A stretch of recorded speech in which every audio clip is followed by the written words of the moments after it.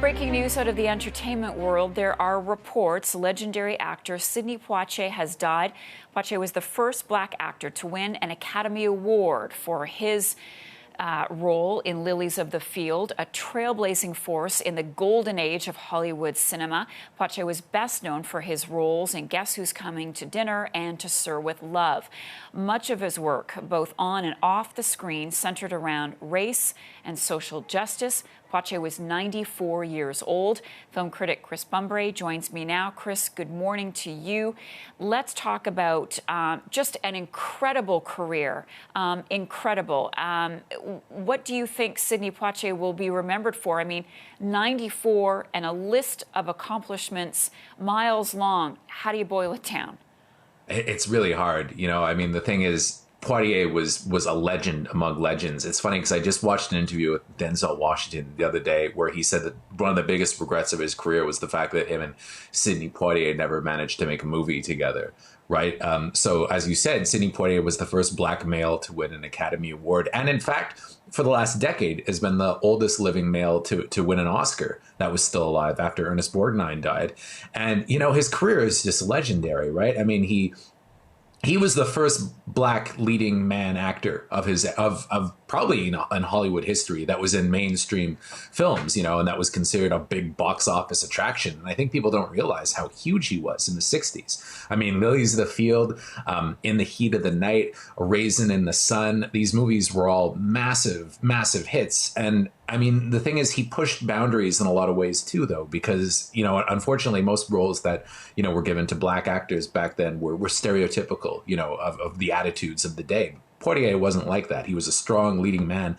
And there's a really famous scene in The Heat of the Night where he's, you know, somebody is racist towards him and he slaps the guy across the face. And I mean, that was for 1967.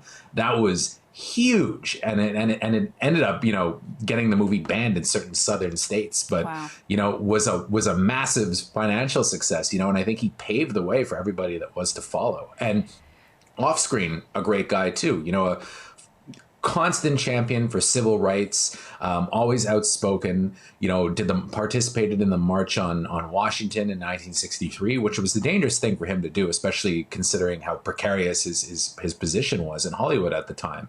And then what's crazy about him, too, is at the height of his powers, right, when he was considered probably one of the biggest male stars in the world, he decided to kind of quit acting and become a director. And then the movies that he directed were just these kind of fun movies like Stir Crazy with Richard Pryor and Gene Wilder. And, you know, and so it's like he gave up this amazing career just to, you know, have fun for a while and make really nice comedies that people, you know, could enjoy together. I didn't know he directed that.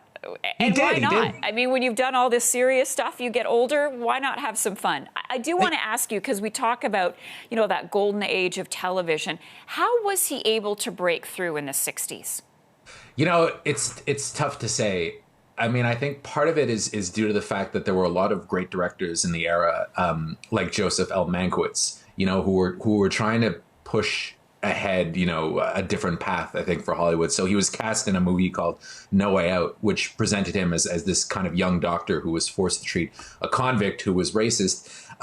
So that was an early movie for him that was really important. And then he did another movie called The Defiant Ones with Tony Curtis, who was like, you know, I don't know, I would say maybe like the Brad Pitt of his era, right? In which they were, you know, two convicts that were chained together, running through the American South. And what's interesting is that despite the fact that Sidney Poitier is essentially the star of the film, he wasn't even going to be billed above the credits until Tony Curtis demanded that they do. And I think that that's kind of what elevated him to superstar level. And then, you know, he did Guess Who's Coming to Dinner, which was an interracial love story where he had the support of, you know, golden age Hollywood stars like Spencer Tracy and Katharine Hepburn. So I think that was part of it. I think he was a bridge between an older generation and a younger generation. And then, you know, he did the same thing for people when they were coming up, and he did a lot of, you know, movies in the 70s that were pretty influential, like Uptown Saturday Night and, you know, Buck and the Preacher, where he would, you know, cast these younger black actors. And, you know, I think that was part of it. And then he came back in the 80s as well to do, you know, a series of, he did some action movies. You know, he did Shoot to Kill, which was a movie I loved as a kid, and Sneakers. So he's had an amazing career.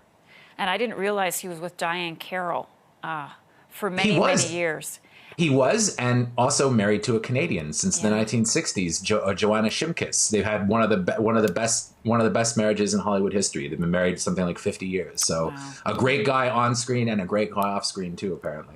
Chris Bumbray, thank you so much for being with us as we remember him and being part of our breaking news. Chris, good to see you. My pleasure. Thank you very much.